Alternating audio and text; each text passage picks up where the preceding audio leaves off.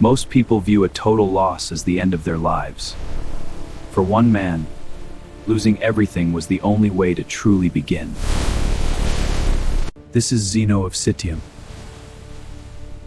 He was a wealthy merchant until a shipwreck left him a beggar on the streets of Athens. He didn't mourn his gold. Instead, he asked the bookseller where he could find men like the ones in the stories. The man pointed to a passing philosopher and said, "Follow him." He learned that the only thing that truly belongs to a man is his character.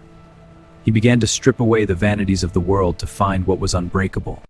In 300 BC, he began to teach.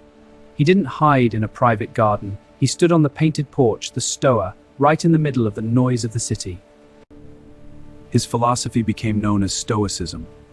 It was a warrior's creed for the mind, designed to keep a man steady whether the world gave him a crown or a cage. Zeno taught that we cannot control what happens to us, but we have absolute power over how we respond. He called this the hegemonikon, the ruling faculty of the mind.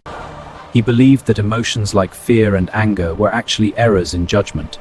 To a Stoic, the only real good is virtue, and the only real bad is vice. He taught us to stop wasting energy on things outside our control. If you cannot change the wind, you must focus entirely on the sail. He practiced a life of hardihood. By living simply and enduring discomfort, he made himself immune to the whims of fortune. Zeno saw the universe as a rational, living organism.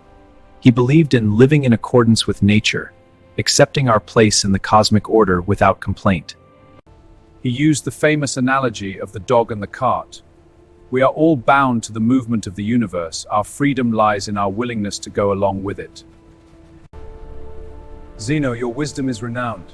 Even kings seek your counsel. You are a true king of yourself, unswayed by power. That is why I honor you. Stoicism wasn't a philosophy for the classroom, it was a philosophy for the battlefield of life. It taught us that peace is found within, not in our circumstances. Zeno taught for nearly 40 years.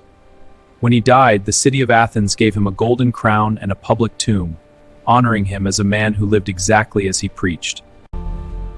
He turned a shipwreck into a foundation for a way of life that would eventually rule the Roman Empire.